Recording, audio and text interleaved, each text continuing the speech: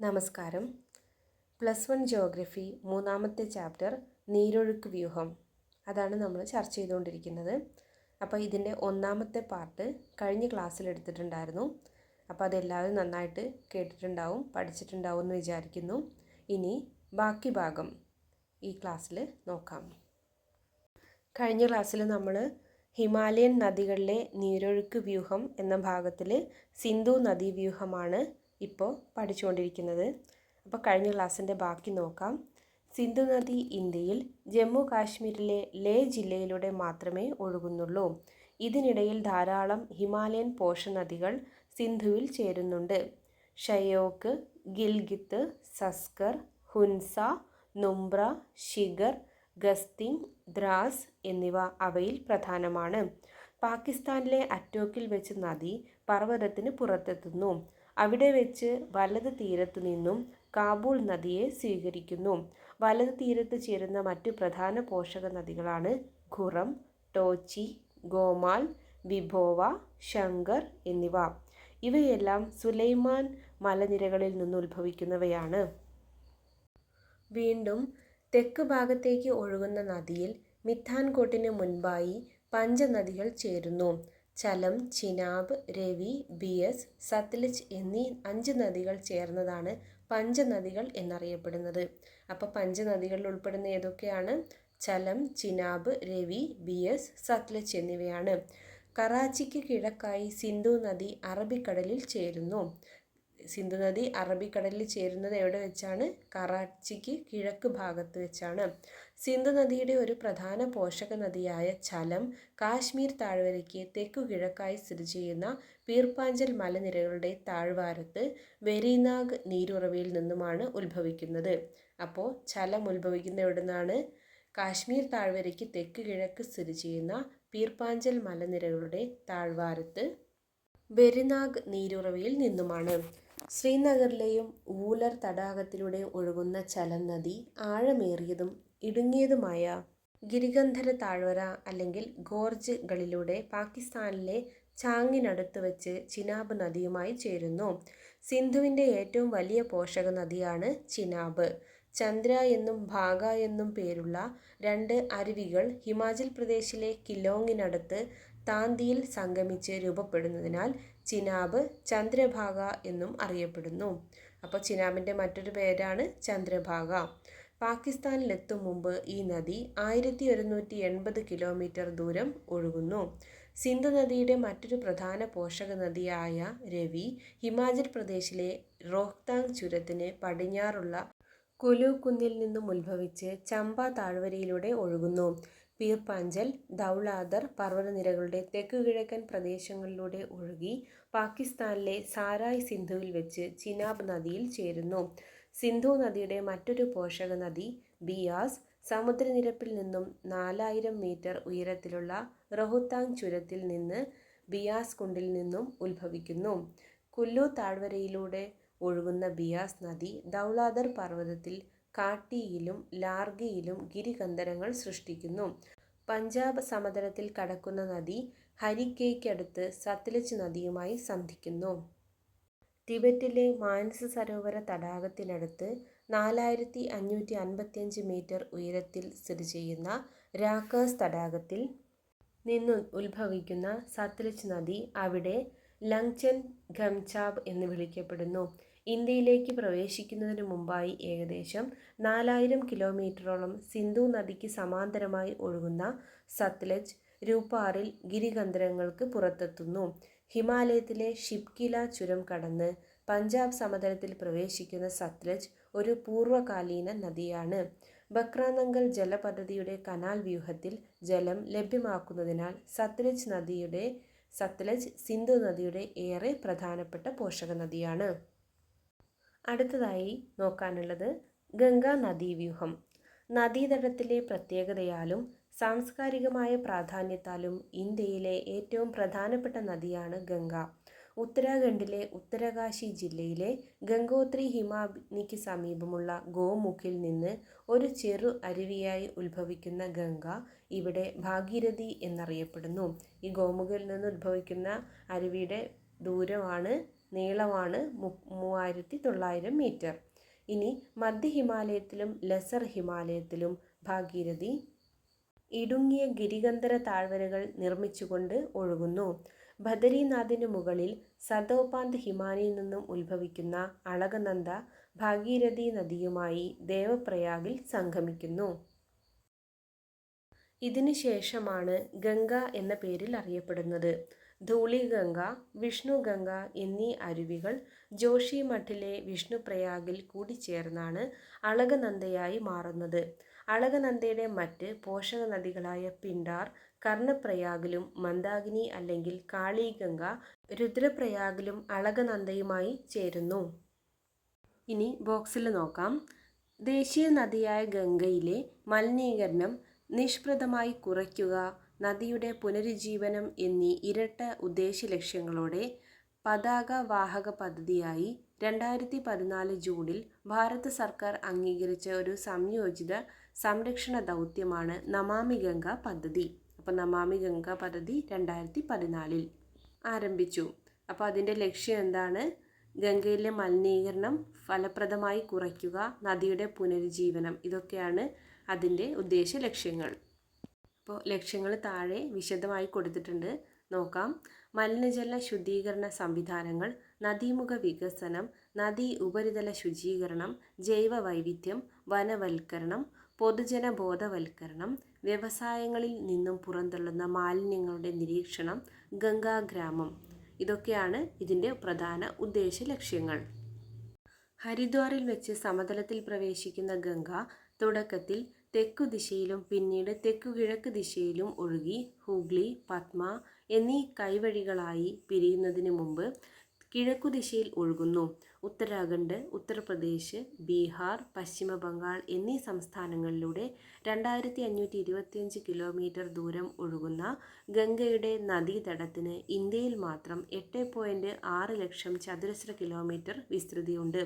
ഇന്ത്യയിലെ ഏറ്റവും വലിയ നദീവ്യൂഹമായ ഗംഗാ നദീവ്യൂഹത്തിന് വടക്ക് ഹിമാലയൻ പർവ്വതത്തിൽ നിന്നും തെക്ക് ഇന്ത്യൻ ഉപദ്വീപിൽ നിന്നും ഉത്ഭവിക്കുന്ന വറ്റാത്തതും വറ്റിപ്പോകുന്നതുമായ ധാരാളം നദികൾ ഉൾപ്പെടുന്നു. ഗംഗാ നദിയുടെ ഒരു പ്രധാന വലതുതീര പോഷക നദിയാണ് സോൺ. പ്രധാന ഇടതുതീര പോഷക നദികളാണ് രാംഗംഗ, ഗോമതി, ഘാംഗ്ര, ഗാന്ധക്, കോസി, മഹാനദി എന്നിവ. സാഗർ ദ്വീപിനടുത്ത് വെച്ച് ഗംഗാ നദി ബംഗാൾ ഉൾക്കടലിൽ ചേരുന്നു. ഗംഗാ നദിയുടെ ഏറ്റവും വലുതും ഏറ്റവും പടിഞ്ഞാറ് ദിശയിലൂടെ ഒഴുകുന്നതുമായ പോഷക നദിയാണ് യമുന. ഉത്തരാഖണ്ഡിലെ ബന്ദേർപുജ് മലനിരകളിലൂടെ പടിഞ്ഞാറൻ ചെരിവുകളിലൂടെ യമുനോത്രി ഹിമാനിൽ നിന്ന് ഉത്ഭവിക്കുന്ന യമുന പ്രയാഗിൽ അല്ലെങ്കിൽ അലഹബാദിൽ വെച്ച് ഗംഗാ നദിയുമായി സംഗമിക്കുന്നു. യമുന നദിയുടെ നീളം 6316 മീറ്ററാണ്. ഇനി ഉപദ്വീപ പീഠഭൂമിയിൽ നിന്നും ആരംഭിക്കുന്ന ചമ്പൽ, സിന്ധ്, ബെത്വ എന്നീ നദികൾ വലതു തീരത്തു നിന്നും യമുനയിൽ ചേരുമ്പോൾ ഹിന്ദർ, റിന്ദ്, സെങ്കർ, വരുണ എന്നിവ ഇടതു തീരത്തു നിന്നും വന്നു ചേരുന്ന യമുനയുടെ പോഷക നദികളാണ്. കിഴക്കു പടിഞ്ഞാറൻ ഗംഗാതടത്തിലും അക്ര കനാലിലൂടെയുമുള്ള ജലസേചനത്തിനായും യമുനയിലെ ജലം വൻതോതിൽ ഉപയോഗിക്കപ്പെടുന്നു. ചമ്പൽ നദി മധ്യപ്രദേശിലെ മാൾവ പീഠഭൂമിയിൽ മൗവിനടുത്തായി ഉത്ഭവിക്കുന്നു. വടക്കോട്ടൊഴുകുന്ന ചമ്പൽ രാജസ്ഥാനിലെ കോട്ടയ്ക്ക് മുൻപായി ഗിരികന്ധര താഴ്വരകളിലൂടെ ഒഴുകുന്നു. ഗാന്ധിസാഗർ ഡാം നിർമ്മിച്ചിട്ടുള്ളത് ഇവിടെയാണ്. അപ്പോൾ ഗാന്ധിസാഗർ ഡാം ഏത് നദിയിലാണ്? ചമ്പൽ നദിയിലാണ്. കോട്ടയിൽ നിന്നും താഴോട്ടൊഴുകി ബുന്ദി, സവായ് മധേപൂർ, ധോൽപൂർ എന്നീ പ്രദേശങ്ങൾ താണ്ടി യമുനയിൽ ചേരുന്നു. ചമ്പൽ നദി ചമ്പൽ റവൈൻ എന്നറിയപ്പെടുന്ന നിഷ്ഫല ഭൂപ്രകൃതിയിലൂടെ ഒഴുകുന്നു.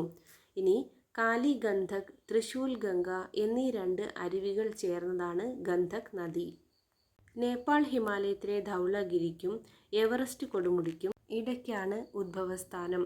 നേപ്പാളിൻ്റെ മധ്യഭാഗത്തുകൂടെ ഒഴുകി ബീഹാറിലെ ചമ്പാരനിൽ ഇന്ത്യയിൽ കടക്കുന്ന ഗന്ധക് പാട്നയ്ക്കടുത്ത് സോൻപൂരിൽ വെച്ച് ഗംഗാ നദിയുമായി ചേരുന്നു. മാപ്ച ചുങ്കോ ഹിമാനിയിൽ നിന്നുമാണ് ഘാംഗ്ര നദി ആരംഭിക്കുന്നത്. തില, സേത്തി, ബേരി എന്നീ പോഷക നദികളുമായി ചേർന്ന് ഈ നദി ശിശപാനിയിൽ ആഴമേറിയ ഒരു ഗിരികന്ധരം സൃഷ്ടിച്ച് പർവ്വതത്തിന് പുറത്തെത്തുന്നു. ഛപ്രയിൽ വെച്ച് ഗംഗയിൽ ചേരുന്നതിന് മുമ്പായി ശാരദാ നദി അല്ലെങ്കിൽ കാളി ഗംഗ ഘാഗ്രയിൽ ചേരുന്നു. ടിബറ്റിൽ എവറസ്റ്റ് കൊടുമുടിക്ക് വടക്ക് ഭാഗത്ത് നിന്നുമാണ് ഒരു പൂർവ്വകാലീന നദിയായ കോസിയുടെ പ്രധാന അരുവി അരുൺ ഉത്ഭവിക്കുന്നത്. നേപ്പാളിൽ മധ്യ ഹിമാലയം കടന്നതിന് ശേഷം കിഴക്കുനിന്ന് തമൂർ കോസിയും പടിഞ്ഞാറ് നിന്ന് സോൺ കോസിയും പ്രധാന അരുവിയായ അരുണുമായി ചേർന്ന് സപ്തകോസിയായി മാറുന്നു. ഗഡ്വാൾ കുന്നുകളിൽ ഖർസൈനടുത്ത് നിന്നും ഉത്ഭവിക്കുന്ന ഒരു ചെറുനദിയാണ് രാമഗംഗ. ശിവാലിക് മലനിരകൾ മുറിച്ചു കടന്നതിന് ശേഷം തെക്കുപടിഞ്ഞാറ് ദിശയിലേക്ക് ഒഴുകുന്നു. ഉത്തർപ്രദേശിലെ നജീബാബാദിനടുത്ത് സമതലത്തിൽ പ്രവേശിക്കുന്ന രാംഗംഗ കനൗജിൽ വെച്ച് ഗംഗയുമായി കൂടിച്ചേരുന്നു. ദാമോദർ നദി ഛോട്ടാ നാഗ്പൂർ പീഠഭൂമിയുടെ കിഴക്കൻ അതിർത്തിയിൽ ഭ്രംശ താഴ്വരയിലൂടെ ഒഴുകി ഹൂഗ്ലി നദിയിൽ ചേരുന്നു. ബാരാക് നദി പ്രധാന പോഷക നദിയാണ്. ബംഗാളിൻ്റെ ദുഃഖം എന്നറിയപ്പെടുന്ന ദാമോദർ നദിയിലെ നീരൊഴുക്കിനെ ദാമോദർ വാലി കോർപ്പറേഷൻ എന്ന വിവിധോദ്ദേശ പദ്ധതിയിലൂടെ ഫലപ്രദമായി നിയന്ത്രിക്കാൻ സാധിച്ചു.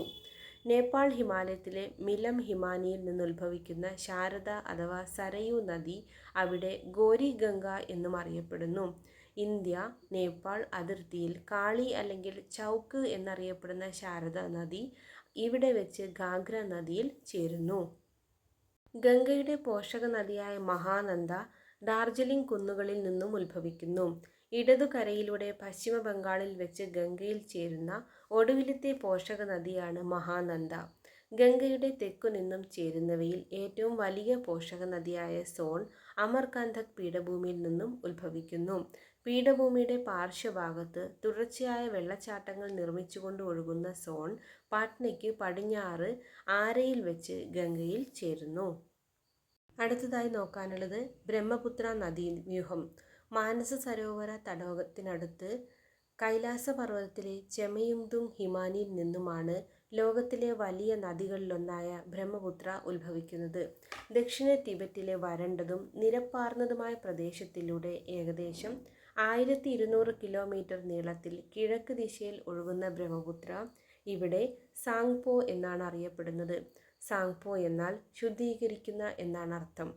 ടിബറ്റിലെ ഒരു പ്രധാന വലത് തീര പോഷക നദിയാണ് ഗോ സാങ്പോ. മധ്യ ഹിമാലയത്തിലെ നംച പർവ 7755 മീറ്റർ പർവ്വതത്തെ മുറിച്ചുകൊണ്ട് ആഴമേറിയ ഗിരികന്ധര താഴ്വരകളിലൂടെ ഒഴുകിയ ശേഷം അടിവാരത്ത് നദി സിയാങ് അല്ലെങ്കിൽ ദിഹാങ് എന്നറിയപ്പെടുന്നു. ഈ നദി ഇന്ത്യയിലേക്ക് കടക്കുന്നത് അരുണാചൽ പ്രദേശിലെ സാദിയ പട്ടണത്തിന് പടിഞ്ഞാറ് വെച്ചാണ്. ദിബാങ് അഥവാ സിക്കാങ്, ലൂഹിത് എന്നീ പോഷക നദികൾ ഇടത്തുനിന്നും ദിഹാങ്ങിനോട് ചേരുന്നു. ഇതിനു ശേഷമാണ് ഈ നദി ബ്രഹ്മപുത്ര എന്നറിയപ്പെടുന്നത്. അസം താഴ്വരയിലൂടെ 750 കിലോമീറ്റർ ദൂരം ഒഴുകുമ്പോൾ ബ്രഹ്മപുത്രയിൽ അനേകം പോഷക നദികൾ വന്നു ചേരുന്നുണ്ട്. പ്രധാനപ്പെട്ട ഇടതുതീര പോഷക നദികളാണ് ബർഹി, ദിഹാങ്, ധൻസരി, കലാങ് എന്നിവ. പ്രധാന വലതുതീര പോഷക നദികളായ സുബൻസിരി, മാനസ്, സങ്കോഷ്, കാമങ് എന്നിവയാണ്. ഇവയിൽ ടിബറ്റിൽ നിന്നുത്ഭവിക്കുന്ന സുബൻസിരി ഒരു പൂർവ്വകാലീന നദിയാണ്. ധൂബ്രിക്ക് അടുത്ത് വെച്ച് ബംഗ്ലാദേശിൽ പ്രവേശിക്കുന്ന ബ്രഹ്മപുത്ര പിന്നീട് തെക്ക് ദിശയിലേക്ക് ഒഴുകുന്നു. ബംഗ്ലാദേശിൽ വെച്ച് തീസ്ത നദി ബ്രഹ്മപുത്രയുമായി ചേർന്നതിന് ശേഷം ജമുന എന്നറിയപ്പെടുന്നു. പിന്നീട് ജമുന പത്മയുമായി ചേർന്ന് ബംഗാൾ ഉൾക്കടലിൽ പതിക്കുന്നു. ബ്രഹ്മപുത്ര വെള്ളപ്പൊക്കത്തിനും തീര അപരദനത്തിനും ഗതിമാറി ഒഴുകുന്നതിനും പേരുകേട്ട നദിയാണ്. കാരണം ഇതിൻ്റെ മിക്ക പോഷക നദികളും വളരെ വലിപ്പമുള്ളവയാണ്. വൃഷ്ടിപ്രദേശങ്ങളിൽ ശക്തമായ അളവിൽ മഴ ലഭിക്കുന്നതിനാൽ വളരെ കൂടുതൽ അവസാദങ്ങൾ വഹിച്ചുകൊണ്ട് വരുന്നവയുമാണ്. ഇനി ഉപദ്വീപീയ നീരൊഴുക്ക് വ്യൂഹം. ഉപദ്വീപീയ നീരൊഴുക്ക് വ്യൂഹം ഹിമാലയൻ നീരൊഴുക്കിനേക്കാൾ പഴക്കമുള്ളതാണ്. വിശാലമായതും ആഴം കുറഞ്ഞതുമായ താഴ്വരകൾ, നദികളുടെ വളർച്ചയുടെ പൂർണ്ണത എന്നിവയിൽ നിന്നെല്ലാം ഇത് വ്യക്തമാണ്. പശ്ചിമ തീരത്തിനടുത്ത് സ്ഥിതി ചെയ്യുന്ന പശ്ചിമഘട്ടം പ്രധാന ഉപദ്വീപീയ നദികളെ ബംഗാൾ ഉൾക്കടലിലേക്ക് ഒഴുകുന്നവ, അറബിക്കടലിലേക്ക് ഒഴുകുന്നവ എന്നിങ്ങനെ വേർതിരിക്കുന്ന ജലവിഭാജകമായി നിലകൊള്ളുന്നു. നർമ്മദ, താപ്തി എന്നിവ ഒഴികെ മിക്ക ഉപദ്വീപീയ നദികളും പടിഞ്ഞാറ് നിന്ന് കിഴക്കോട്ട് ഒഴുകുന്നവയാണ്. ഉപദ്വീപിൻ്റെ വടക്കു ഭാഗത്തു നിന്നും ഉത്ഭവിക്കുന്ന ചമ്പൽ, സിന്ധ്, ബെത്വ, സോൺ, കെൻ എന്നിവ ഗംഗാ നദീവ്യൂഹത്തിൽ ഉൾപ്പെടുന്നു. ഉപദ്വീപീയ നദീവ്യൂഹത്തിലെ മറ്റ് പ്രധാന നദികളാണ് മഹാനദി, ഗോദാവരി, കൃഷ്ണ, കാവേരി എന്നിവ. കൃത്യമായ ഗതി, മിയാൻഡറുകളുടെ അഭാവം, വറ്റിപ്പോകുന്ന അവസ്ഥ എന്നിവ ഉപദ്വീപീയ നദികളുടെ പ്രത്യേകതകളാണ്. ഭ്രംശ താഴ്വരകളിലൂടെ ഒഴുകുന്ന നർമ്മദ, താപ്തി എന്നിവ ഇവയിൽ നിന്നും വിഭിന്നമാണ്. അടുത്തത് ഉപദ്വീപീയ നദീവ്യൂഹത്തിൻ്റെ പരിണാമം. 3 പ്രധാന ഭൂമിചരിത്രകാല സംഭവങ്ങളാണ് ഇന്ത്യയിലെ വർത്തമാനകാലത്തെ ഉപദ്വീപീയ നദീവ്യൂഹങ്ങൾക്ക് രൂപം നൽകിയത്. ടെർഷ്യറി മഹായുഗത്തിൻ്റെ ആരംഭദശയിൽ ഉപദ്വീപിൻ്റെ പശ്ചിമ പാർശ്വ മേഖലയ്ക്ക് അവതലനം സംഭവിച്ചു. ഈ ഭാഗങ്ങൾ സമുദ്രത്തിനടിയിൽ മുങ്ങിപ്പോകുന്നതിന് കാരണമായി. അതോടൊപ്പം ഉപദ്വീപിലെ നീർവിഭാജകത്തിന് ഇരുപുറവുമുണ്ടായിരുന്ന സമമിതീയ നദീക്രമത്തെ വികലമാകുന്നതിനും കാരണമായി. അടുത്തത് ഉപദ്വീപിൻ്റെ വടക്കൻ അതിരിലുണ്ടായ അവതലനവും ഹിമാലയപർവതത്തിൻ്റെ ഉത്ഥാനവും അതിൻ്റെ ഫലമായി ഉപദ്വീപിലുണ്ടായ ഭ്രംശതട രൂപീകരണവും.